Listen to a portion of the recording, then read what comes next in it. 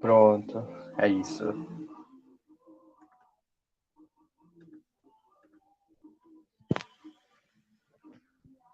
Vamos lá. Boa tarde, pessoal. Sejam bem-vindos a mais um encontro da nossa esplendorosa disciplina de projeto e design de interfaces. Hoje, nosso encontro vai estar pautado na discussão da comunicabilidade, certo? O último critério de qualidade em HC que a gente vai ver aqui ao longo da nossa disciplina, certo? E aí a gente vai discutir algumas coisas a respeito desse critério. Vamos entender a sua aplicabilidade em alguns sistemas reais, certo? Nos exemplos que eu trouxe. E aí eu espero que no final dessa aula vocês saiam daqui com esse conceito, esse critério de qualidade, na verdade, bem definido, e vocês compreendam a forma ideal, a forma mais qualificada de aplicá-lo nos designs de vocês, certo? Então, vamos lá. Hoje a gente vai falar sobre comunicabilidade, certo? E aí, a pergunta inicial que eu sempre faço, como esse critério de qualidade se aplica na área de HC, que é o foco aqui da nossa disciplina. Então, vamos lá. Ao longo aqui das nossas aulas, certo? Eu sempre gosto de retomar isso, fazendo um gancho às coisas que nós vimos, sempre tendo essa complementação. Ao longo das nossas aulas, nós vimos que um sistema interativo é resultado de um processo de design, no qual o designer, certo, vocês, estabelece uma visão sobre os usuários, seus objetivos, domínio, contexto de uso, certo? Até porque a gente sabe que todas essas coisas têm influência dentro do nosso design, certo?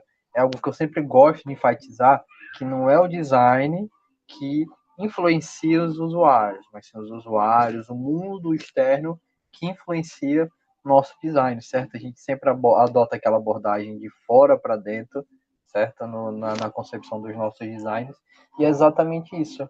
A gente tem a influência desses fatores externos, os usuários, os objetivos, o domínio, o contexto de uso do nosso sistema, e aí tudo isso nos leva a nós, como designers, tomarmos decisões sobre como a nossa interface vai apoiar os nossos usuários, certo? Já que a gente tem essa influência externa, a gente tem todos esses fatores externos, todos eles conversando entre si, então a gente vai ser levado a tomar decisões, a elaborar a melhor interface, dados certos aspectos, como por exemplo da aula passada, em que nós vimos questões relacionadas à acessibilidade, certo? A gente viu o quão vantajoso é você retirar essas barreiras que são impostas a usuários com necessidades especiais, e aí você dá mais. Você, na verdade, mantém a universalidade do sistema, certo? Que deve ser acessível para todo mundo. E aí tem uma série de outros pontos vantajosos, né? Como a questão de ser também algo estratégico, que a gente viu na aula passada, certo? Que não tem só essa questão de trazer paz de espírito, acessibilidade também, a visão estratégica dentro da área de design, enfim. Coisas que a gente viu aqui ao longo da nossa disciplina. Beleza? Então, vamos lá. Para a gente entender melhor, fazer esse resumão, nós vimos que para usufruir do melhor apoio computacional, é desejável que vocês, como designers, tornem o uso do sistema interativo de vocês fácil, e aí isso remete ao quê? À usabilidade. E a usabilidade, a gente viu aquele conjuntinho de regras e pontos a serem levados em consideração, enfim, que vocês também tornem a interação com o sistema interativo de vocês intuitiva e satisfatória. E aí, esses aspectos levam em consideração a satisfação e a experiência de uso do usuário, certo? Que a gente viu aquelas regrinhas da usabilidade para a experiência de uso, certo? Coisas que garantem uma melhor satisfação. Claro, aquilo não é a totalidade da área da experiência de uso, da área da UX, ainda tem coisas que eu vou falar aqui ao longo da disciplina, aquilo foi só um pequeno gancho para a gente e poder progredindo aqui na nossa disciplina no ritmo adequado, certo? E aí, na aula passada, na aula de terça, a gente viu que também é desejável que vocês, como designers, que é o papel que estão incorporando aqui nessa disciplina, removam as barreiras da interface que impedem o usuário de interagir. Isso está relacionado ao nosso critério de acessibilidade, certo? Nosso critério de qualidade em HC. E aí hoje, para complementar todo esse assunto, vocês vão aprender a tornar... na verdade, vocês vão aprender a se comunicar com o usuário, certo? E aí, através dessa comunicação, a interface de vocês deve deixar evidente as concepções e intenções, certo? De forma que o usuário consiga se comunicar com a interface de uma forma adequada, que ele saiba para que serve aquela interface, certo? E aí são coisas que a gente vê nesse último critério de qualidade chamado comunicabilidade. E aí, falei desses pontos, fui abordando os outros 3 critérios, chegamos na comunicabilidade, certo? Dei uma pauta inicial, falei superficialmente, mas ainda não está claro para vocês, certo? Parece uma coisa muito óbvia, né? Comunicabilidade, a interface comunicando com o usuário, mas como a gente viu aqui ao longo da nossa disciplina, nem tudo o que a gente pensa certo? Na verdade, é muito além. A gente fica muito preso a uma caixinha, essas definições, nomenclaturas, coisas do nosso ambiente acadêmico, mas na vida real a gente sabe que isso é algo muito mais expandido. E aí é o tema do nosso encontro, né? E que hoje vai discutir a relevância da comunicabilidade e vai ver a aplicabilidade desse critério dentro da área de design, certo? Beleza. Para poder deixar isso mais claro, vamos pensar aqui em 2 situações, certo? 2 situações, exemplos, que vão nos dar um entendimento melhor desse conceito, desse critério de qualidade. A primeira delas, a primeira situação que eu trago aqui, é a situação de uma cópia de arquivos. E aí, nessa situação em questão, eu estou me tomando como exemplo, certo? Vamos lá. Eu estava elaborando aqui minhas aulas no Google Apresentações. Todo mundo aqui já sabe que eu uso esse software, esse sistema interativo. E ele é um sistema interativo online, ou seja, se eu não tiver acesso à internet, eu não consigo utilizá-lo, beleza? E aí, digamos que o EAD finalmente acabou, e aí a gente agora está se encontrando presencialmente lá na UFESA, certo? E aí, como eu elaboro as minhas aulas em um sistema interativo que somente é disponível online, ou seja, não está disponível offline, para poder evitar o risco de eu chegar na sala de aula e aí por algum motivo a rede da UFES está lenta, ou não conseguir conectar, ou algum outro motivo que eu não consigo pensar em mente, mas que me impediria de acessar o Google Apresentações e ministrar essa aula para vocês. Então, pensando nesse contexto, para evitar esse risco, eu sempre carrego, e isso aqui é verdade, certo? Eu sempre carrego comigo meu fiel e guerreiro pendrive. Nós que somos da área de TI, cada um de vocês deve ter um pendrive de estimação. Falo por conta própria, eu tenho o meu, e para onde eu vou, eu sempre carrego ele. E aí, nesse meu pendrive guerreiro, meu fiel escudeiro, eu armazeno, nessa situação, as aulas baixadas, certo? Eu estou aqui em casa, preparei meu material, e aí quando eu fui para a UFESA ministrar aula para vocês de uma forma presencial, eu baixei as aulas, salvei no pendrive. Beleza? Pronto. Só que digamos que um dia de muita pressa, eu estava com muita coisa para fazer nesse dia, e aí eu precisei interromper a cópia dos meus arquivos, ou seja, eu tinha plugado meu pendrive no meu notebook, tinha baixado os arquivos das aulas no Google Apresentações, do Google Apresentações, na verdade, e eu estava passando esses arquivos para o meu pendrive. Só que eu estava com muita pressa por algum motivo, certo? E eu precisei interromper a cópia desses arquivos.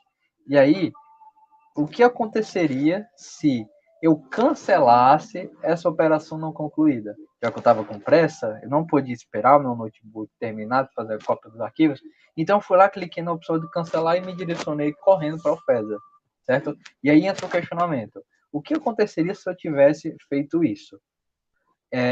Será que as aulas que foram copiadas, elas permaneceriam no pendrive ou seriam removidas? Já que eu estava fazendo a cópia das minhas aulas, estava enviando para o meu pendrive. Quando eu encerrei esse processo, cliquei na operação de cancelar, então eu meio que parei o meu processo na metade, certo? já que eu estou dando a situação que eu estava copiando aulas para o meu pendrive, entra o questionamento também. Será que as aulas que já foram copiadas, elas vão permanecer no meu pendrive ou elas serão removidas? Certo? Vamos ver aqui. Esse é o sistema operacional que eu uso, certo? Eu uso o Linux Mint, e aqui nesse processo da interface eu estou fazendo a cópia das minhas aulas, olha só. E aí está aqui a barrinha de progresso, certo? E aqui nós temos os nossos botões de cancelar esse processo. Temos aqui esse quadradinho, que é o de stop, certo? Simboliza uma ação de stop, de parar. Temos também aqui o xizinho. Então eu poderia ter clicado em alguma dessas duas opções, dessas duas ações, para poder cancelar a minha operação, certo? E aí, se eu tivesse feito isso, eu ia manter os meus arquivos copiados ou não ia mantê-los, enfim. Por que eu estou questionando isso? Porque, olha só, da forma que está aqui nessa interface, ela não está deixando nítida o que essas ações realizam. Ou seja, se eu clicar aqui, será que eu vou manter os meus arquivos que já foram copiados ou não vou? Certo? Fica esse questionamento. E aí não há na interface nenhuma explicação do que significa essa operação de cancelar, certo? A gente entende ela de uma forma bem geral, mas não entende os seus pormenores, certo? E ficam essas duas dúvidas. Será que quando eu clico no comando de cancelar, meus arquivos que foram copiados são mantidos, ou meus arquivos ou meus arquivos, tudo que ele estava fazendo a cópia será desfeito, certo? Isso é algo que nós, como usuários, vamos aprendendo na tentativa e erro, certo? Eu estava fazendo aqui o teste, só para quem ficou curioso, e o que você copiou é mantido, certo? Mas, olha só, nessa interface, nessa pequena janelinha, tem algum informativo de que quando eu clique nesse botãozinho, ele vai manter os arquivos que já foram copiados? Não tem. E mesmo para quem está se perguntando, professor, talvez se você clicasse nesse botão, abrisse outra janela explicando as consequências, e aí perguntando se você quer mesmo prosseguir com a ação, gente, não tem. Não tem. Então aí a gente já vê uma deficiência na comunicabilidade dessa interface. Por quê? Eu estou conseguindo realizar uma ação, certo? Que é a ação de cancelar, mas eu não estou tendo o total entendimento das consequências dessa ação. Porque quando eu clico em cancelar, não significa só cancelar essa ação, certo? Muitas coisas ocorrem por trás, e aí seria interessante que a nossa interface, certo? O design da nossa interface deixasse o nosso usuário totalmente ciente de tudo o que ocorre, certo? Isso é uma coisa muito interessante que vocês devem ter em mente, porque já mantém, já preserva, já garante esse critério de qualidade de uso, na verdade, chamado comunicabilidade. Beleza?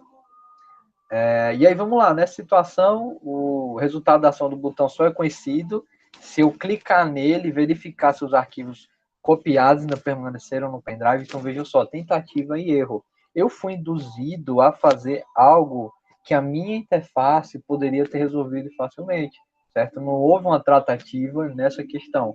A comunicabilidade, infelizmente, nesse aspecto, ela foi prejudicada, beleza?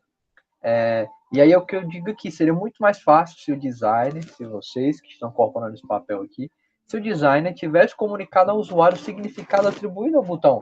Não seria interessante que quando eu fosse clicar lá naquele botão, ele me dissesse, pelo menos aparecesse um informativo mostrando as consequências, ou dizendo se os meus arquivos seriam mantidos e não, enfim. E aí há diversas formas de você, como usuário, fazer isso. Você poderia dar alguma dica, alguma instrução, ou alguma mensagem associada ao botão, enfim, há diferentes e infinitas formas de fazer isso, mas nesse contexto, no contexto desse exemplo, não houve essa preocupação. E aí, isso é um fator negativo que eu estou aqui apontando agora. Certo? Vamos lá. Vamos aqui para a nossa segunda situação para deixar ainda mais esse conceito nítido e fixo na mente de vocês. Agora eu estou tomando vocês como exemplos, certo? Vamos lá. Vocês, quando vão resolver os milestones da nossa disciplina, adoram escutar música, certo? Eu falo por mim, eu gosto, acredito que vocês gostem, deve ser uma paixão universal, todo mundo adora ouvir música. Na situação que eu estou trazendo aqui, olha só que interessante. Vocês têm salvo no computador de vocês um álbum inédito da sua banda preferida, do seu cantor ou cantora preferida, do seu artista, enfim, certo? Então, considere esse contexto. Vocês têm um álbum inédito da sua banda preferida salvo no computador de vocês. E aí, por mais que vocês tenham procurado esse álbum, ele não está disponível no Spotify, certo? É um álbum inédito, um álbum raro, enfim, por alguma questão ele não está disponível lá, certo? E aí, só para trazer um pouco de graça a situação, vocês conseguiram baixar esse álbum inédito que quase ninguém conhece, graças a um amigo que te passou um link de um site na Deep Web, certo?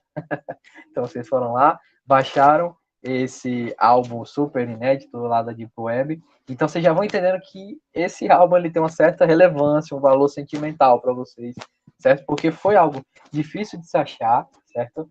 E vocês gostam bastante, né? Já que é da banda preferida de vocês. Beleza. Vocês gostam de ouvir esse álbum, enquanto realizam os milestones da nossa disciplina, certo? Vocês estão resolvendo o nosso último milestone, que já está lá no cigarro. Aí, digamos, vocês estão fazendo isso. Enquanto eu estou resolvendo aqui meu milestone, estou pensando lá nos fatores de usabilidade que podem ser aplicados lá no sistema de infectados da Covid-19. E aí eu vou colocar aqui esse álbum para tocar e vou ficar ouvindo. E aí vocês fazem isso usando um reprodutor de música X, certo? Um reprodutor de música qualquer. Beleza.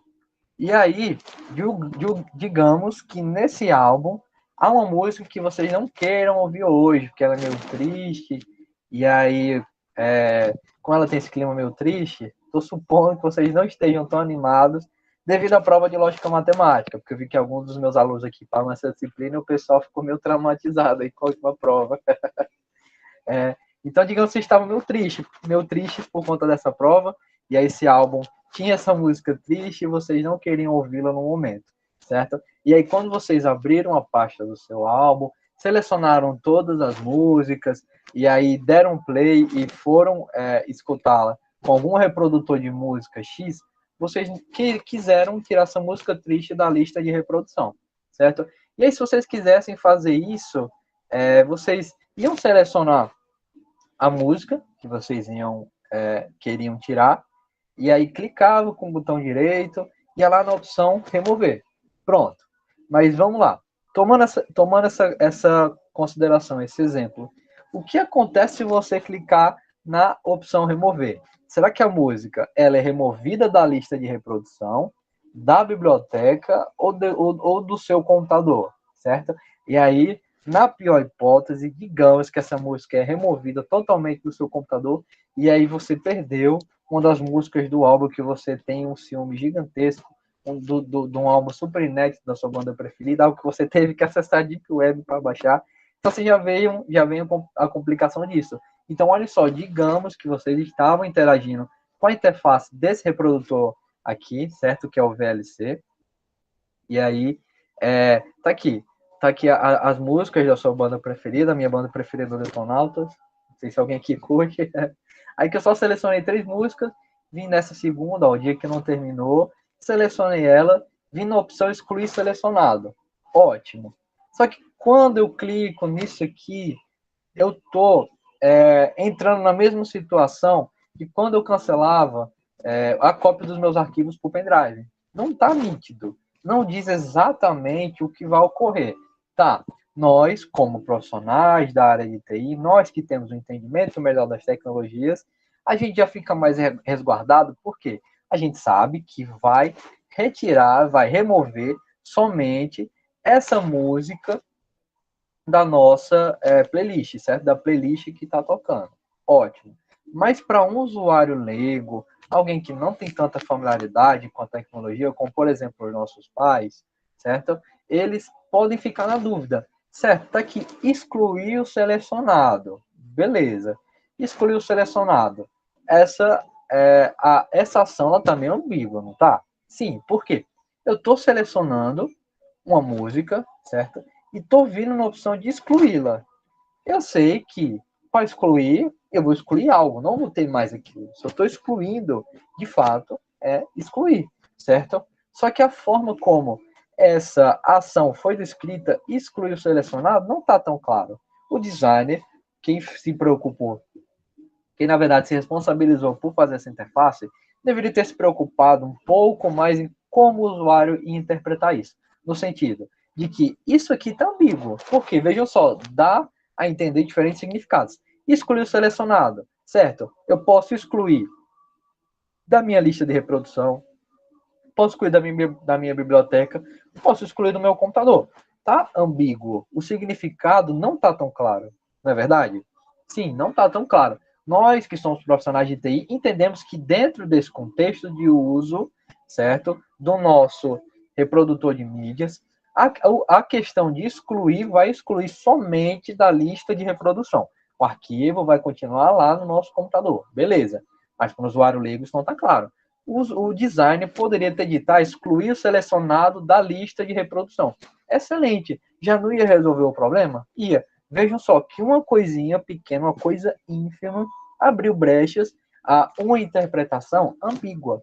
E aí essa interpretação ambígua traz prejuízos à sua interface. Certo? Por exemplo, esse contexto em que o usuário pode considerar que a música vai ser excluída do seu computador, excluída assim de vez, certo? E não somente da lista de reprodução, que é o que ele queria fazer. Certo? Vocês não estavam tristes, não queriam escutar essa música meio triste, então vocês só queriam tirar ela da lista de reprodução, certo? E não remover do seu computador.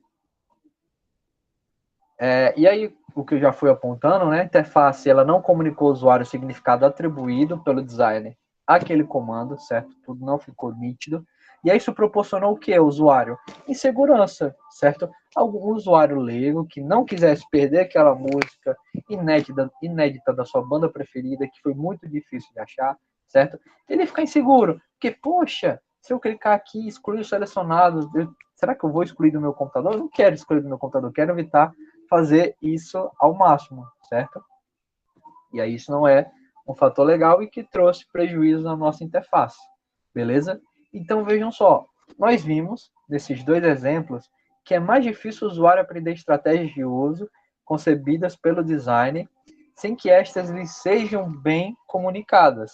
Ou ele aprende isso, certo, essas estratégias de uso através da tentativa e erro, que foi o que ocorreu no primeiro exemplo, em que eu estava na dúvida se os meus arquivos iam se manter copiados, caso eu cancelasse a realização de cópia, certo? Ou não, estava nessa dúvida. Aí eu fui lá por tentativa e erro. Cancelei o processo para verificar se os arquivos que eu tinha copiado estavam lá. Como estavam, então eu tirei minha dúvida. Mas a interface não me proveu isso, abriu brechas para uma dúvida para mim, certo? Outro ponto, usuário, vocês que não queriam perder a música, poderiam ter arriscado perdê-la, selecionando aquela opção, e aí, depois de fazer isso, vocês iam procurar ela no seu computador. Se ela permanecesse, ótimo, vocês teriam aprendido que o sistema interativo não exclui a música de vocês, beleza? Mas isso não são coisas legais, porque vejam só, eu e vocês, como usuários, nós, usuários, tivemos que fazer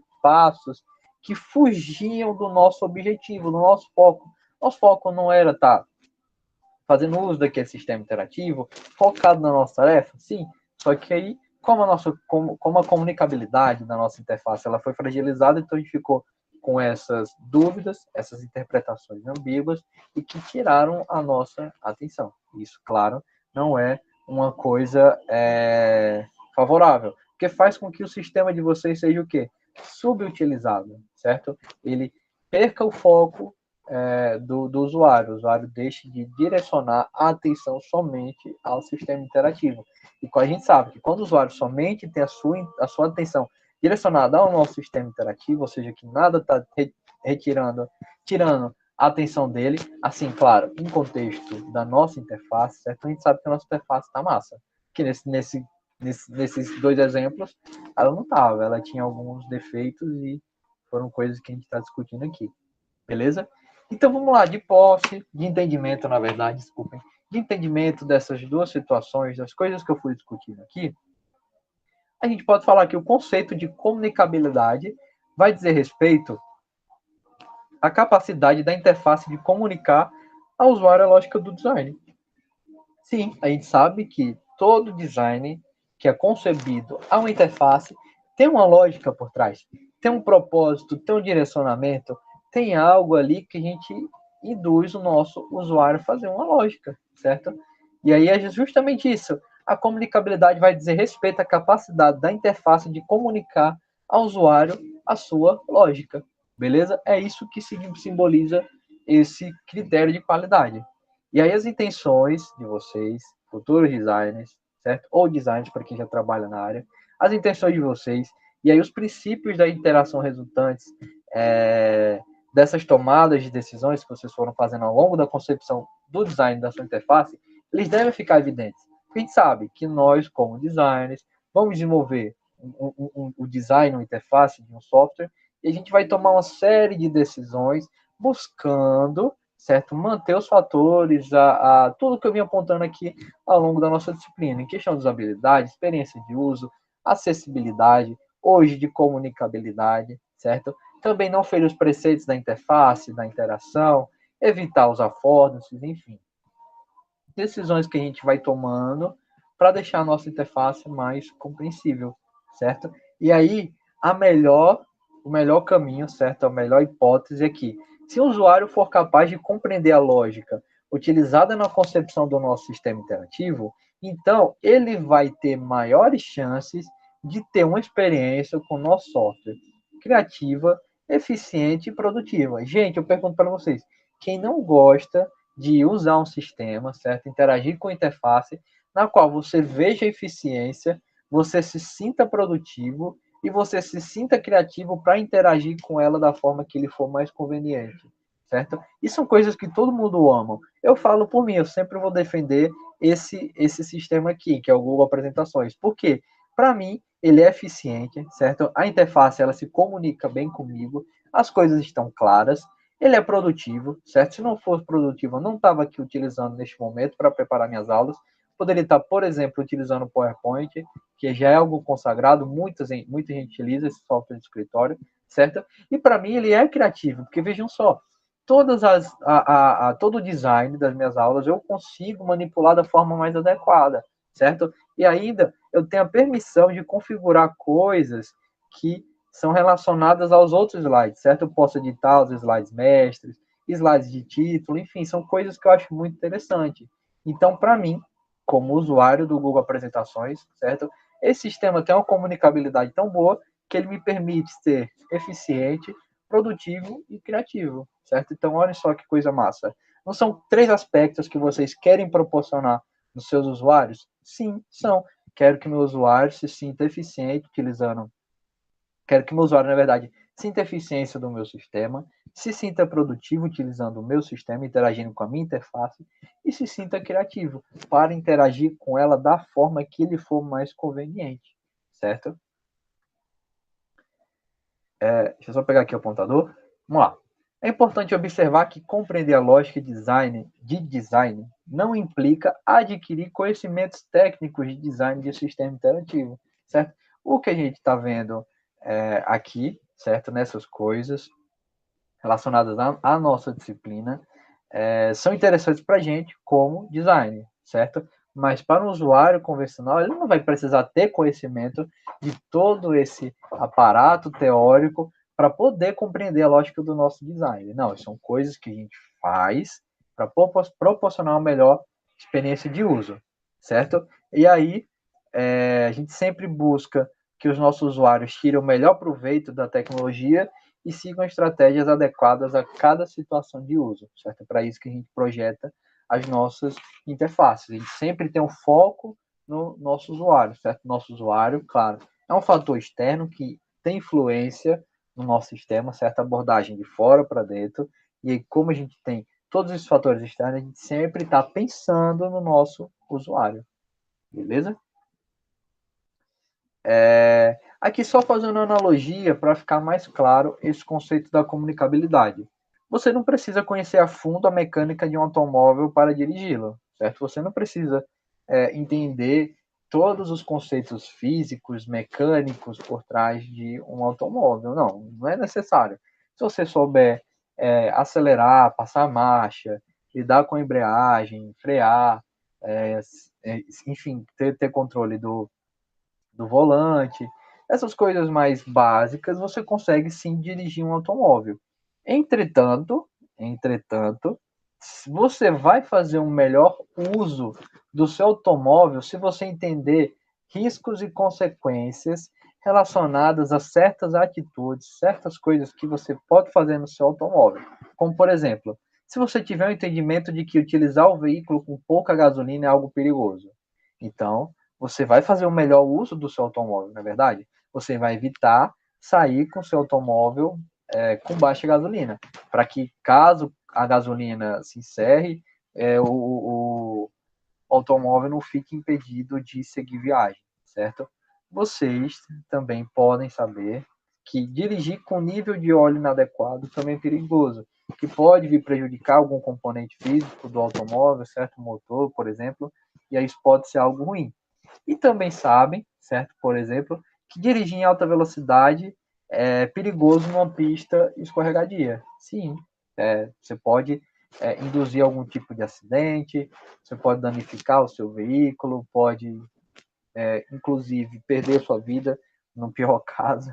Então, olha só, vocês não precisam desses conhecimentos físicos, de tudo, conhecer tudo relacionado a um automóvel, mas quando vocês entendem, por exemplo, algumas coisas desse tipo, certo? Esses 3 exemplos aqui que eu trouxe, que é perigoso utilizar o veículo com pouca gasolina, ou dirigir ele com nível de óleo inadequado, ou dirigir em alta velocidade numa pista escorregadia. Quando você tem um entendimento disso, você consegue fazer um melhor uso do automóvel, certo? Entretanto, você não é obrigado. Você vamos lá, julgando aqui que um usuário não sabia que utilizar o veículo com pouca gasolina era perigoso, certo? Claro, um usuário aí tapado. Digamos só isso. Ele pode sim pegar o automóvel, dirigir, sair na rua, beleza. Só que se ele não sabia que utilizar o veículo com pouca gasolina seria perigoso, algum momento o veículo ia parar, então ele precisou passar pela experiência de tentativa e erro, certo? Que isso aqui precisou acontecer para ele saber que é perigoso andar com pouca gasolina, certo? Porque pode induzir o carro a ficar com pouco combustível e ele ficar parado na estrada, certo? Só dando um exemplo aqui bem nada a ver, mas que faz sentido se a gente for analisar isso. Então, se o usuário tiver conhecimento dessas coisas, ele vai poder fazer um uso melhor do seu automóvel, beleza? E aí, para que eu trouxe esse exemplo? Porque a gente pode pensar em tudo isso aqui de uma forma análoga aos nossos sistemas de software, certo? Por exemplo, vocês não precisam saber como funcionam todos os recursos de um editor de texto para utilizá-lo. Entretanto, vocês vão fazer um uso mais eficiente e menos propenso a erros se souberem, certo? Voltando aqui para a interface do Google Apresentações, que é a que eu estou com ela aberta aqui no momento. Vocês não precisam saber todas as funcionalidades que são aqui dispostas, certo? Todos os itens, as coisas que estão aqui, vocês não precisam saber disso. Vocês podem saber o básico, certo? Que é interagir com esse foco principal aqui, certo? Com essa parte aqui do slide, vocês podem só saber isso e fazer um slide massa. Só que, se vocês tiverem o entendimento de todas as outras funções, vocês vão fazer um uso mais eficiente, vão poder proporcionar novas funcionalidades não, vão poder trazer coisas novas no seu slide, coisas mais criativas, vão estar menos propensos a erros, enfim, certo? São coisas que vocês não são obrigados a saber, mas se souberem, só vem a acrescentar. A lógica do design, certo? O que a gente pensa aqui na nossa interface, ela deve refletir as decisões tomadas sobre a quem se destina o sistema, para que ele serve, qual a vantagem de utilizá-lo, como ele funciona, quais os princípios gerais de interação com o sistema, certo?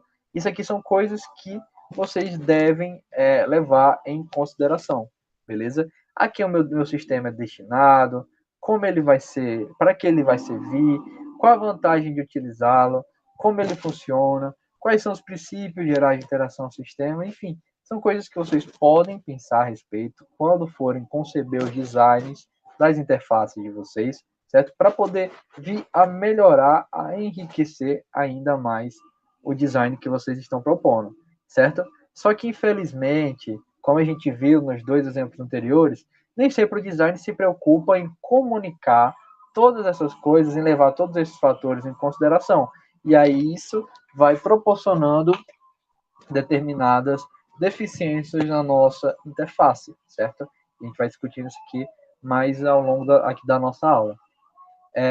E aí, como o design nem sempre ele se preocupa em comunicar essas decisões adequadamente através da interface, a gente tem essas deficiências que vão induzindo a erros, que vão induzindo a inseguranças, certo? Vejam só, se os usuários não compreendem a lógica do design, então a interação vai se tornar um processo o quê? De tentativa e erro, que foi o que aconteceu comigo quando me questionei sobre a possibilidade dos meus arquivos se manterem copiados ou não, caso eu cancelasse uma operação de cópia para um pendrive, certo?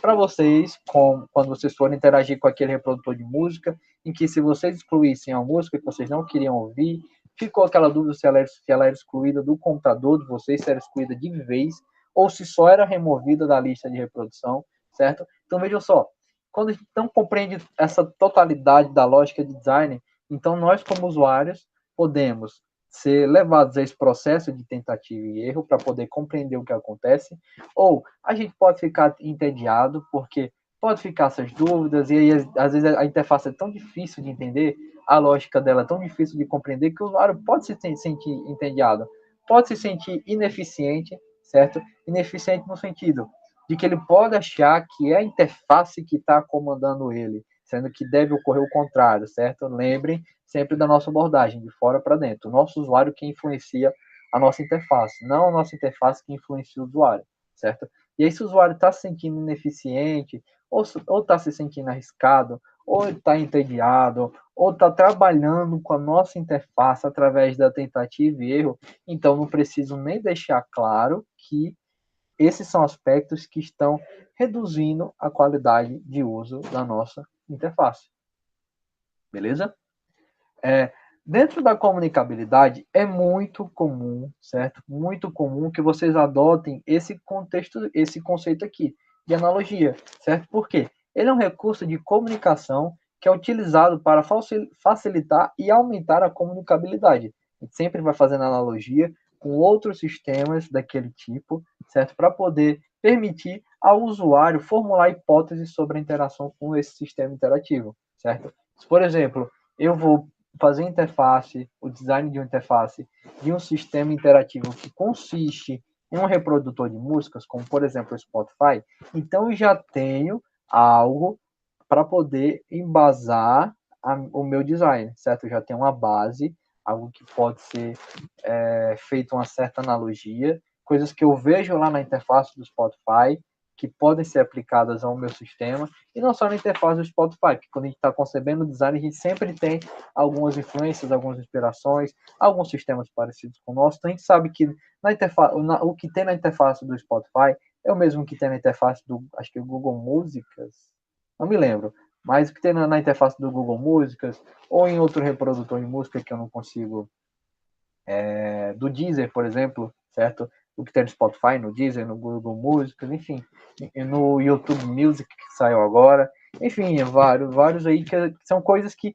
eu sei, eu posso fazer essas analogias, vendo que está presente em um, e posso aplicar no meu sistema de forma a manter essa comunicabilidade boa, beleza? E aí justamente isso aqui, ó, essa analogia ela vai ter como base as experiências de interação anteriores com artefatos semelhantes, certo? Já que na nossa área de design a gente aplica muito bem aquela lei universal que na natureza nada se cria, tudo se copia. Justamente isso. Todo software que a gente vai conceber, certo? Por mais que ele seja uma ideia super criativa, ele, querendo ou não, vai ter semelhança com outros tipos de sistemas, certo? Se alguém conseguir pensar em algo novo que seja extremamente revolucionário e não tiver nada a ver com os sistemas que a gente tem conhecimento, massa, que legal, uma coisa super criativa, a pessoa atinge o ápice da criatividade. Mas é muito comum que a gente veja que as soluções tecnológicas que estão ao nosso dispor, elas já são similares às soluções tecnológicas anteriores, certo? Coisas que já existiam e que tinham uma certa deficiência, e aí surgiram essas novas coisas para corrigir essas deficiências, para trazer melhorias, enfim, certo? E aí a gente sempre leva essas experiências anteriores do usuário na concepção dessa nossa interface, beleza?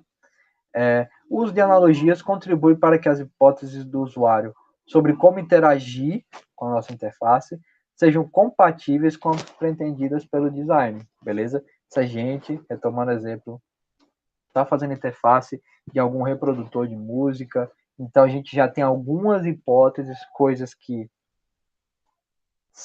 estão presentes em artefatos semelhantes e que a gente pode utilizar no nosso design. Então a gente já tem uns certos objetivos, algumas intenções que a gente espera que o nosso usuário consiga lidar com elas da forma mais adequada. E esse usuário já tem essas experiências com esses artefatos semelhantes, então a gente já fica na expectativa de que ele não vai ter nenhum prejuízo na comunicabilidade do nosso software em relação a determinados elementos que estavam presentes em outros, certo?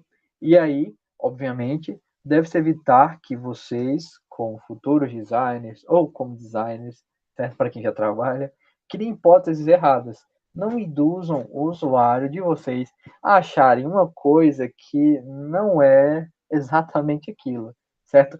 Tem um exemplo aqui bem massa, que é do Spotify. Essa aqui é a interface do Spotify, beleza? Que todo mundo da turma, acredito eu, já tem interagido com essa interface, certo? Já que é um dos aplicativos de música mais conhecidos, um dos sistemas interativos de música mais conhecidos, desculpem, me restringi só a parte do aplicativo, e aqui estou com a interface da web, enfim. É um dos reprodutores de música mais conhecidos, certo? E aí a gente sabe que outros reprodutores de músicas, como Deezer, YouTube Music, Google Músicas, não sei se ainda existe, enfim, eles têm uma interface ao menos similar com essa. Que interface ao menos similar é essa? Pelo menos essa barrinha aqui de baixo, ó. A barrinha que tem um play, e aí tem as ações de voltar à música anterior, ou de passar para a música anterior, ou de permitir que a nossa lista de reprodução, as músicas que. Opa!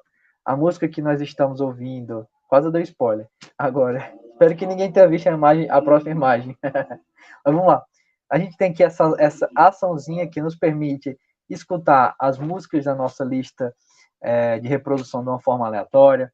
Temos aqui essa ação que nos permite ficar repetindo a nossa lista de reprodução, ou seja, quando alcançarmos a última música, a gente retorna para o início da nossa lista e vai ficando nesse loop, enfim, certo? E aqui temos informações do nosso álbum, aqui temos a barrinha de progresso da nossa música, temos aqui outras opções, como por exemplo, a opção de aumentar som, enfim, são coisas que a gente sabe que estarão presentes em outros sistemas interativos dessa mesma natureza, não é verdade? Sim, professor, é verdade. O que está presente aqui no Spotify é o que está presente em outras interfaces, pelo menos nesse contexto aqui do reprodutor, beleza? Então a gente sabe que se a gente viu uma interface ao menos parecida com isso aqui, a gente já deduz, a nossa mentalidade, a nossa mente, já deduz que é um reprodutor de música, não é verdade? Sim, professor, é verdade. Beleza, agora eu vou fazer uma perguntinha para vocês, certo? Não, é porque eu já deixei evidente, eu deveria ter deixado borrado o próximo exemplo. Eu falhei, mas vamos tentar interagir aqui. Vamos lá. Nessa outra interface aqui, o que ela parece para vocês, certo? Não tentem, não vejam o nome do aplicativo, certo? Do sistema. O que essa interface parece para vocês? Me digam aí rapidinho, respondem no chat. O que ela parece, certo? Ela não parece alguma coisa que a gente já conhece? Responda aí rapidinho, só para a gente prosseguir, certo? Por favor, alguém no chat, só para não deixar falando sozinho. Aí é porque eu deveria ter borrado aqui as informações. Vocês já viram do que se trata, né? Mas, enfim, acho que ninguém falou. Pronto, tipo aqueles sons de carro. Perfeito, Luciana. Pronto. Parece mesmo a interface daqueles sons de carro. Ótimo. Vamos lá. Voltando aqui. A interface do nosso Spotify, ela já não foi inspirada nesses sons de carro? Por quê? Aqueles sons de carro já não tinham esses botãozinhos de play, de voltar, de passar aleatoriamente, ver informações da música? Não tinham. Aquele display do som de carro? Sim, tinha, professor. Beleza, que foi exatamente o que inspirou esses nossos reprodutores de música, como por exemplo o Spotify. Ótimo. E aí quando a gente vê essa interface aqui, todo mundo já automaticamente associou a interface de um display de som de carro, certo? Ó, o Emanuel falou aí também, o display de carro, Giovanni disse parece com a parte do sistema, enfim. Mas aqui deduzo que todo mundo, pelo menos, tenha feito uma pequena referência ao display daquele som de carro, não é verdade? Sim, vamos lá, supondo aqui. Mas, gente, olha só, para quem já se ateu, para quem aqui já leu a legenda, ou para quem aqui já viu as informações, que eu falhei, eu deveria ter deixado isso borrado, desculpem, deveria ter criado uma certa expectativa.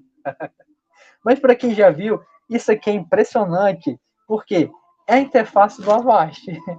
O que é o Avast, gente? O Avast é um aplicativo, é um sistema, é um software, na verdade, antivírus, não é verdade? Todo mundo aqui já deve ter utilizado o Avast para fazer alguma varredura no seu dispositivo, no seu notebook, no seu computador, até para celular, que eu acredito. Não, até para celular que tem. Enfim. E aí, gente, o que eu te pergunto, o que o Avast, um software antivírus, tem a ver com o Spotify? Por exemplo, a interface aqui dele está remetendo a display de um carro e a gente tem aqui as mesmas opções, ó, tipo aqui do playzinho, que aqui nós temos também, do stop, enfim, e dá a entender que parece um display de carro, né, um reprodutor de música. Então, aí o que a gente se pergunta, meu Deus, o que é essa interface aqui, que parece um display de carro, tem a ver com o seu propósito de uso? Porque quando a gente vê isso aqui, a gente já deduz, eu vou ouvir música, né, display de som de carro, a interface remetendo a isso, eu vou ouvir música. Tá, e aí um usuário leigo vem cá, vou apertar aqui. Apertei aqui nesse botãozinho de ação, no play. E aí cliquei e começou a fazer a varredura de vírus, pesquisando vírus, procurando vírus no seu computador. E o usuário leigo pode pensar, ué, eu não ia ouvir música, por que eu estou fazendo essa varredura de vírus agora, né? Não faz sentido. Então essa aqui foi uma das interfaces, digamos assim, mais criticadas do Avast, certo? Porque ela não cumpriu com seu propósito de uso.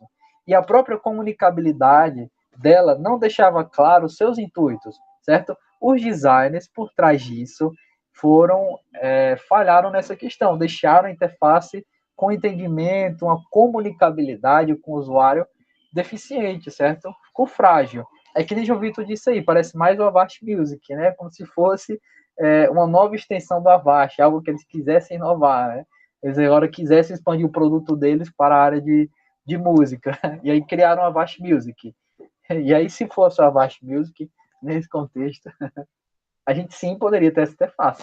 Seria até algo bacana, mas como é um software antivírus, não faz sentido, né? Não faz sentido. Então, isso aqui foi uma comunicabilidade ineficiente, deficiente, que foi concebida para a interface do Avast, beleza? Outro recurso que também favorece a comunicabilidade é vocês oferecerem informações sobre a lógica de design conforme a demanda dos usuários. Ou seja, vocês não levarem só em consideração o molde externo do seu software, certo? Que aqui no caso é o que a gente mostrou, que a gente sabe que se vocês forem trabalhar com algum sistema de música, certo? Algum reprodutor de música, vocês ao menos vão ter que ter uma interface parecida com isso aqui, certo? Que pelo menos tenha esse reprodutor de música, porque são coisas que o usuário já está familiarizado a interagir, certo? E aí, claro, vocês vão utilizar isso dentro do contexto dessa interface, né, do propósito dela, que é atuar como reprodutor de música, e não chegarem a coisas assim, que essa interface aqui que parece um reprodutor de música, só que é um software antivírus e não faz o menor sentido ter isso aqui. Beleza. Isso é uma das coisas que a gente tem que levar em consideração na nossa comunicabilidade. Massa. Mas aí outro ponto interessante que vocês também podem oferecer dentro dos sistemas interativos de vocês, dentro do design deles, é que vocês ofereçam mais informações, na verdade, ofereçam mais informações sobre a lógica de design conforme a demanda de usuários, certo? Ou seja, não deixem tudo limitado a o que está visível ao usuário. Deem coisas além, certo? Não tenham medo de dar mais explicações, de abrir uma outra janelinha com dicas, com informações, com alguma tecla de atalho, enfim, certo? E olha só, vou mostrar isso aqui na prática. Vamos aqui analisar a melhoria na comunicabilidade proporcionada pela implementação desse recurso. Ou seja, eu estou trazendo aqui alguns sistemas interativos que implementaram essa questão de oferecer além do que já é oferecido, e aí vocês vão ver os ganhos por trás disso, beleza? Um dos sistemas aqui que eu trouxe é um dos mais conhecidos, que é o Microsoft Word, certo? No Microsoft Word, que eu acredito todo mundo aqui já tem interagido, nós temos aqui essa nossa barrinha superior com as funcionalidades que o nosso sistema interativo proporciona, não é verdade? Sim, beleza. E aí, olha só, se a gente for passando o nosso mouse por cima de cada opção dessas, o que acontece? Abre essa janelinha de comunicação. O que essa janelinha de comunicação faz? Olha só que coisa massa. Isso aqui é genial, gente, sério. Genial no contexto da manutenção da nossa qualidade de uso, certo? Vamos lá. Isso aqui é genial porque eles mostram uma descrição mais detalhada da funcionalidade, mostram o atalho dela, ó, pincel de formatação, Ctrl Shift mais C, Ctrl Shift mais V, certo? E aí descrevem, tá? Usuário vê aqui, pincel de formatação, e aí se não tivesse essa descrição, eu, por exemplo, não sei direito o que é esse pincel de formatação. Não sei se alguns de vocês sabem, se já chegaram a utilizar, enfim. Mas, se não tivesse essa descrição, a gente poderia ficar na dúvida, a gente teria que se preocupar em partir para tentativa e erro, ou seja, nós iríamos utilizar essa função para entender como ela funciona, e isso a gente viu que não é uma coisa legal, certo? E aí, para resolver esse problema, já que a funcionalidade ou não estava tão clara, ou eles queriam trazer um entendimento ainda maior, eles proporcionaram esse balãozinho. E esse balãozinho explica aqui exatamente o que é. Ó, descrição. Gostou da aparência de uma seleção específica? Você pode aplicar essa aparência em outro conteúdo no documento. E aí, para começar, selecione o conteúdo com a formatação desejada, clique em pincel de formatação. Selecione algo para aplicar automaticamente formatação. A informação para aplicar a formatação em vários locais, clique 2 vezes no pincel de formatação. E ainda, ó, tem um bônus, tem um botãozinho aqui, ó, com DM mais informações. Gente, olha só que massa. Eu não sabia o que era o pincel de formatação. Agora, com essa descrição, eu sei. Eu precisei fazer uso dessa funcionalidade?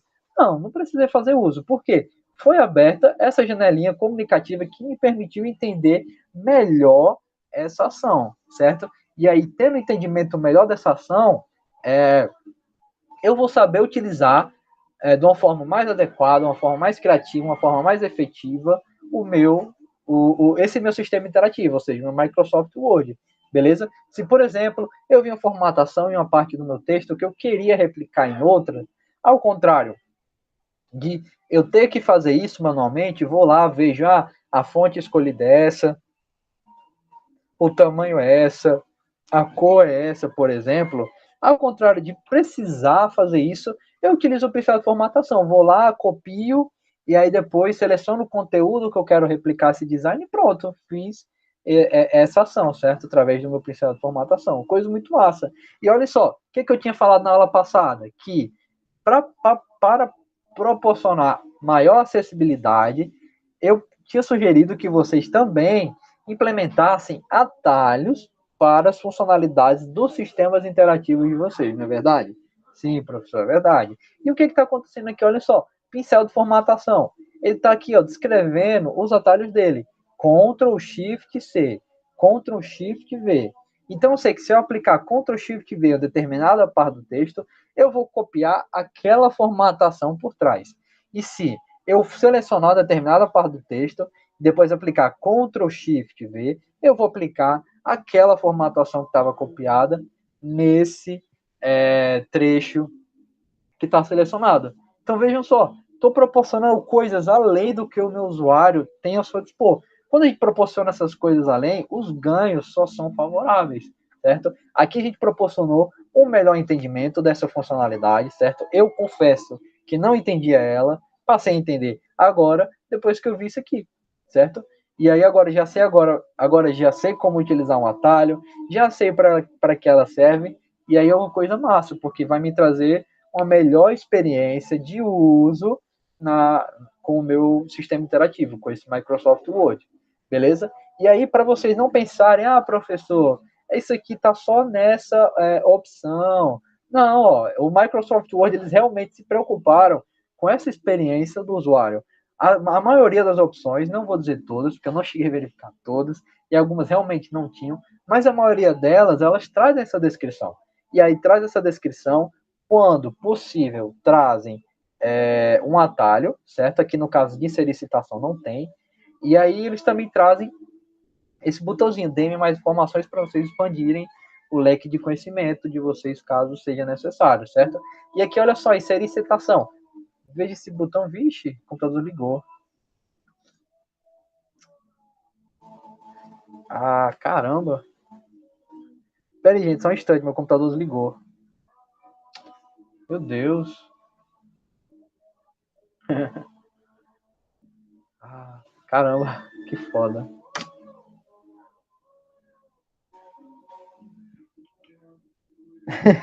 Se não for para dar problema na minha aula, não, não é minha aula, viu? Já tá se tornando rotineiro isso. Caramba, velho, ligou no meio da aula. Desculpa, pessoal. Esperar aqui ele ligar rapidinho.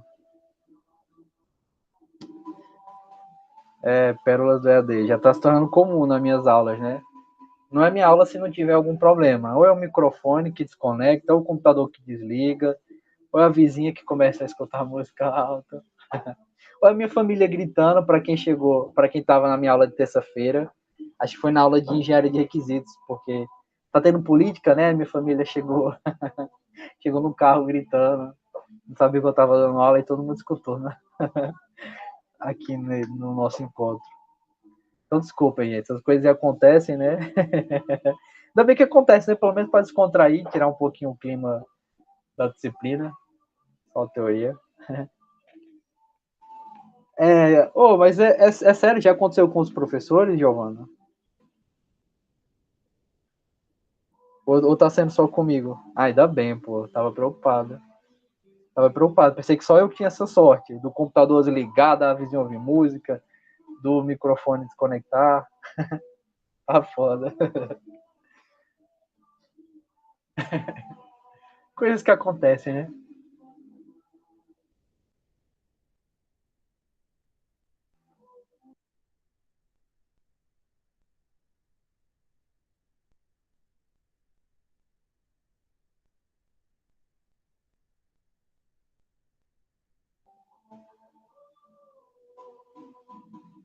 Rapidinho, viu? Tô abrindo aqui as coisas.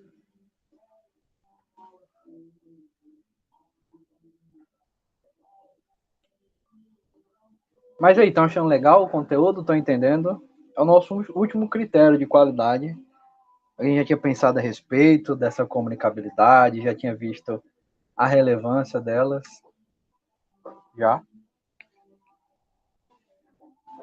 Ó, Giovanni perguntando, alguém sabe como editar uma equação no Google Apresentações?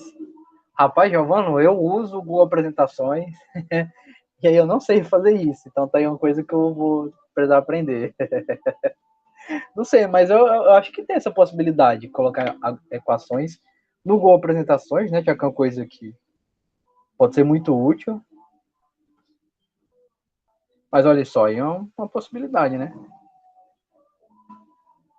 Ah, é? No Apresentações não tem essa opção? Vixe, que foda.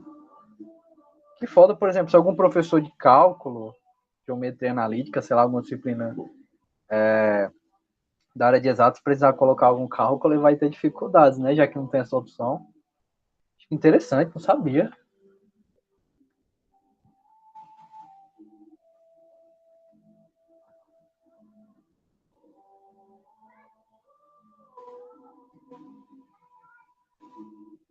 Ah, tem como instalar complementos, né? Verdade, Zimara. Pronto, ó, deve ter algum complemento, né, para isso, porque é uma deficiência, né? Eu acho que no PowerPoint tem como colocar essas equações, se não estou enganado. Vixe, coitado, Giovana. Você está tentando fazer alguma apresentação? É para disciplina de cálculo, alguma coisa? Tentou fazer aí o log de A na base B e não conseguiu.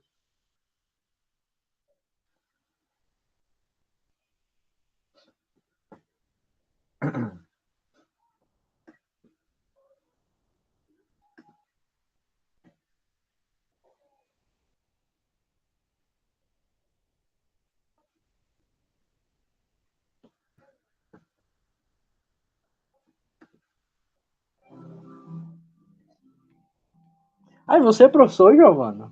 Você ministra aula também, é? Apontando aí, slide para ministrar aula. Sério? Você ministra o quê? Qual disciplina? É, olha aí, que massa. Temos um professor aqui na turma. Ah, que da hora, pô, formado em matemática. Aí veio agora aqui para a área da tecnologia, né? Que da hora, legal, legal. Duas áreas aí que se complementam. Show, show de bola. Legal. Pois é, pessoal, aí, ó, se alguém souber como resolver o problema do Giovana, o chat aí tá disponível para isso. É, ó, o Manuel sugeriu uma sugestão, talvez só tirando print e colocando a imagem. É, mas aí isso não é tão legal, né? Porque você fica dependente de outro software. E é exatamente o que a gente está falando aqui ao longo da nossa disciplina, né? Quando você não fornece ao usuário tudo que pode ser útil para ele dentro daquele contexto, ou seja, o seu usuário precisa utilizar outro software e tal, você está desvirtuando ele do foco dele. Por exemplo, o Giovanna aí, ó, já fazendo o gancho aqui para a nossa área de usabilidade.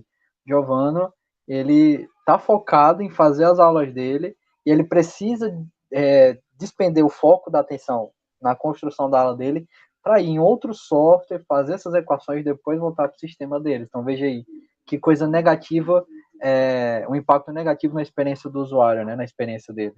Está dependendo de outro sistema para fazer uma coisa que ele adoraria fazer no sistema que ele utiliza, né? Então isso não é uma coisa legal. Mas legal, hein? Foi bacana a gente ter interagido aí. Não sabia que temos um professor aqui na turma. Senti impressionado agora. Ainda mais. Mas vamos lá, gente. Continuar aqui, certo? Desculpem aí pelo ocorrido. Pérolas do EAD, coisas que vão acontecendo. Mas bora lá, eu estava falando da questão da citação, certo? E aí, quando a gente passa aqui na opção de citação, tem uma breve descrição sobre o que faz essa funcionalidade, certo? E aí, para outras funcionalidades também tem, ó.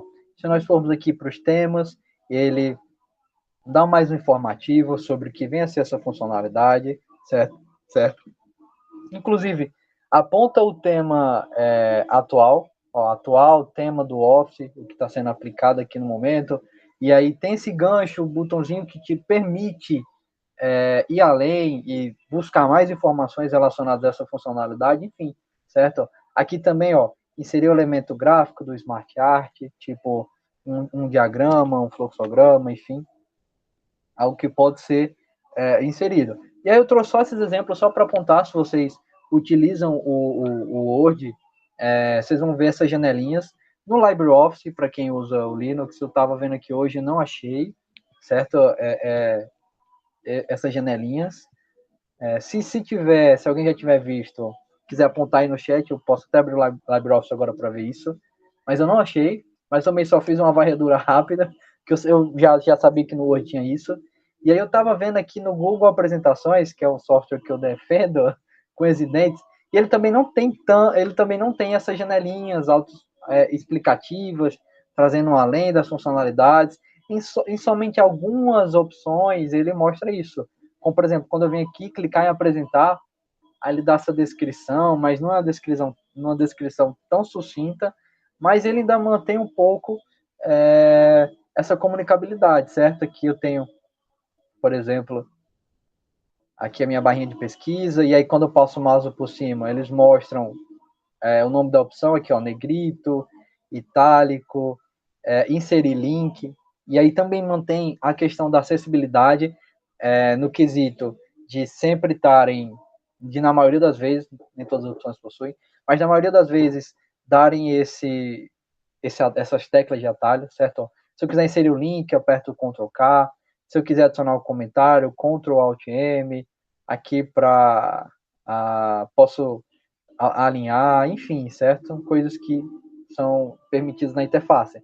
Só que diferente do Word, né, eles não trazem aquela janelinha. No Word, quando você só traz o mousinho por cima, a janelinha aparece embaixo, e aí a comunicabilidade com o Word é muito mais eficiente do que com o Google Apresentações, o Google Docs, certo? Já que ele deixa essas coisas muito, muito resumidas. Eu adoraria, assim como professor da disciplina de vocês, aqui de design, eu adoraria que tivesse essa barrinha explicativa, porque os ganhos na comunicabilidade iam ser enormes, né? Iam ser coisas muito boas para quem não tem tanto conhecimento ou para quem tem dúvidas. Por exemplo, eu não sei aqui onde está a opção do pincel de formatação. Não sei. Não sei onde está, mas com certeza deve ter esse pincel de formatação, porque é uma coisa massa. E eu não sabia para que aquele pincel de formatação servia. E aí, se aqui no Google apresentações não tivesse detalhado, então eu ia ter um pouco de dificuldade. Eu ia ter que partir para tentativa e erro, ia tentar utilizar aquela funcionalidade para poder entendê-la, que não é uma coisa boa, certo? Beleza. Só pegar aqui um computador. E aí vamos lá. Aqui já para finalizar a nossa aula, certo? Apesar de distintos, os diversos critérios de qualidade que a gente viu aqui até o momento, eles estão fortemente interligados, já que um vai influenciando o outro. Uma pessoa com deficiência visual, certo? Que foi um dos focos na nossa aula passada, aula de terça-feira, ela consegue navegar sem barreira. Quando ela consegue navegar sem barreiras dentro do nosso sistema, ela tem sua motivação e satisfação aumentadas, não é verdade? Sim, professor, é verdade. Foi o que a gente aprendeu na aula de terça-feira. Quando a gente retira essas barreiras, o nosso usuário se sente mais motivado e satisfeito, certo? E a gente também mantém o princípio da universalidade do software, certo? Da internet. Tudo que está disponível na internet tem que ser disponível para todos, certo? Não deve existir nenhum tipo de limitação. A gente também viu que as tecnologias, a internet, surgiram como uma forma de retirar essas barreiras, proporcionar que as dificuldades encontradas na vida real pudessem ser contornadas nesse mundo virtual, certo? Por exemplo, estou me comunicando com uma pessoa cega de uma forma bem produtiva, através de algum sistema interativo, enfim. Só que em contrapartida, mesmo satisfazendo esses quesitos, mesmo tendo uma boa usabilidade, uma boa experiência de uso, uma boa acessibilidade, se a sua interface ela possuir ambiguidades na comunicação, ou ela não estiver tão clara, certo? Faltar clareza, você vai prejudicar a eficiência. Então vejam só, gente, os 4 critérios que nós vimos aqui, certo? Usabilidade, experiência de satisfação do usuário, experiência do usuário, acessibilidade e comunicabilidade, eles não são melhores do que o outro, certo? Eles têm suas relevâncias. E aí, quando algum deles é deficiente, como por exemplo, aqui digamos que a gente satisfez tudo. Tem usabilidade massa, tem experiência de usuário massa, tem uma acessibilidade massa, tá aí, tem tudo com o sinalzinho de cheque, né, marcado, ó, acessibilidade tá ok, usabilidade tá ok, experiência do usuário tá ok. Só que quando a gente parte para a comunicabilidade, algumas coisas estão ambíguas, certo? Não estão tão evidentes, não estão tão claras, e isso prejudica a eficiência com o nosso usuário. Beleza? Não é uma coisa legal. E aí, quando a gente tem essa incerteza dentro do nosso sistema, isso vai causar um efeito de angústia ou insatisfação dos usuários. O usuário vai se sentir angustiado, ou pode até se sentir insatisfeito se a gente está deixando algo ambíguo, está deixando algo não tão claro, certo? Está fazendo com que ele pense demais na nossa ferramenta, ou se sinta entediado, ou tem que partir para a prática de tentativa e erro para entender certas funcionalidades, enfim, isso não é algo legal. E aí, qual é o cenário ideal para vocês que trabalham, para vocês que estão incorporando o papel de designer? O cenário ideal é que o usuário consiga compreender como o sistema funciona. Pronto, esse é o nosso objetivo, beleza? E aí vocês, como designers, devem se expressar adequadamente através da interface. Então, a interface é o mundo de vocês, é aqui uma página em branco que vocês podem fazer as suas mágicas, certo? A gente viu que a interface tem essa questão do empoderamento, e é uma coisa muito interessante. Então, é exatamente isso. Tome essa questão da acessibilidade e a satisfação desses 4 critérios que nós vimos aqui ao longo das nossas aulas, para poder alcançar a melhor interface possível. Beleza? E aí, ao projetar um sistema interativo, também é necessário enfatizar que vocês talvez sintam dificuldades em satisfazer igualmente todos os critérios e aspectos envolvidos na qualidade de uso. Por quê? Isso vai envolver tempo, orçamento ou, digamos assim, uma certa incompatibilidade entre os critérios. E aí pode ser necessário que vocês estabeleçam quais são os critérios prioritários no sistema para privilegiá-los no projeto da interação, certo? Isso aqui já faz um gancho com o milestone de vocês que eu passei, em que vocês vão pensar a respeito dos fatores de usabilidade que devem ser aplicados ao contexto daquele sistema, certo? E aí, se alguma coisa deve ter mais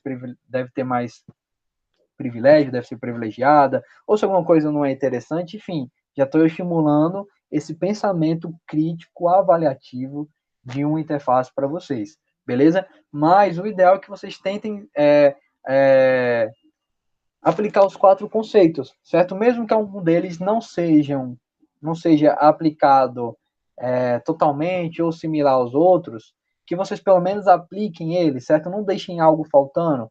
Eu vou aplicar usabilidade, que é o crucial, e satisfação do usuário / experiência do usuário. Beleza, acessibilidade, comunicabilidade, eu posso deixar de lado. A gente viu que quando a gente deixa a acessibilidade de lado, por exemplo, no mundo dos negócios, isso te impede de alcançar o maior número de usuários. Se for empresa, em questão de lucratividade, não é algo legal. Para a comunicabilidade, quando a gente deixa ela de lado, a ignora totalmente, a gente abre brechas para interpretações ambíguas e dúvidas dos nossos usuários, também não é algo legal. Então, mesmo que vocês não consigam aplicar comunicabilidade, acessibilidade na sua totalidade, que pelo menos apliquem, mesmo que seja em pequena escala no sistema de vocês, apliquem pelo menos algumas coisinhas, porque vocês já vão trazendo mais robustez à interface de vocês, beleza? Então, espero que essas coisas tenham ficado claras ao longo desses nossos encontros, abordando os critérios de qualidade, certo? E aí, essa prioridade, vocês aqui, só para fechar o assunto, ela pode ser pautada nos usuários, vocês podem pensar nas limitações, necessidades, motivações dele, podem pensar nas atividades que estão sendo realizadas dentro do seu sistema, dos objetivos, certo? Quais são os objetivos que o meu usuário está tendo com o meu sistema e dos contextos de uso, beleza? Então, sempre pensem nessas questões, sempre busquem implementar os 4 critérios de qualidade, certo? Mesmo que algum deles não venha a ser implementado em sua totalidade, só o fato de estar presente, estar implementado, nem que seja 1%, já vai trazer ganhos no seu sistema, beleza? Então, espero que isso tenha ficado claro para vocês aqui ao longo das nossas aulas. E aqui, só para concluir essa nossa discussão, a de hoje, nós vimos sobre a importância da comunicabilidade e vimos que a interface do sistema interativo deve condizer com o seu propósito, certo? Tem a questão das analogias, tem a questão de não deixar nada ambíguo, de trazer mais conhecimento para o usuário, enfim, coisas que a gente viu que só agregam a nossa interface, beleza? E aí aqui como referência está o capítulo do livro que eu utilizo, e é isso, gente. Agradeço pela atenção, peço desculpas pelo meu computador estar desligado, e aí eu abro espaço para dúvidas, se alguém tiver aqui no momento. Se não tiver, então vocês estão liberados. E aí nas próximas aulas a gente já vai começar a falar das coisas mais interessantes. A gente vai começar a colocar a mão na massa. Vamos começar a fazer os protótipos de baixa, média e alta fidelidade. E aí eu já vou direcionando vocês para o trabalhinho final da nossa disciplina, certo? Quero começar esse trabalhinho o quanto antes para a gente poder trabalhar nele com mais tempo, beleza? Pronto, Giovano. Na verdade, não serão mais esses 3 milestones, certo? Como a gente está com pouco tempo, a gente está com 2 meses e a gente tem 2 meses e meio para concluir essa unidade, então, tipo, eu tô tendo que fazer as coisas à pressa. Mas não se preocupem, eu estou passando os milestones para vocês e não se preocupem com nota, certo? Também não vou passar tanto trabalho, porque eu sei que vocês estão muito atarefados.